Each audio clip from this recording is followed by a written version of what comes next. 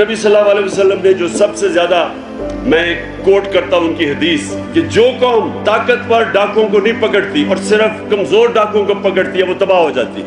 Basically جدھر role of law نہیں ہے وہ تباہ ہو جاتی ہے. حضرت علی رضی اللہ تعالیٰ کا اسی پہ قول ہے کہ کفر کا نظام چل جائے گا لیکن ظلم اور ناانصافی کا نظام نہیں چل سکتا.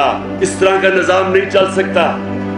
یہ جو اکانومی ہماری ہے یہ ڈائریکٹلی ڈیپینڈنٹ ہے رول آف لا پہ. کوئی دنیا میں ملک بتا دیں جدھر رول آف لا ہو اور وہ غریب ہو، اور ایک ملک مجھے بتا دیں جدھر رول آف لا نہیں ہے اور وہ امیر ہے.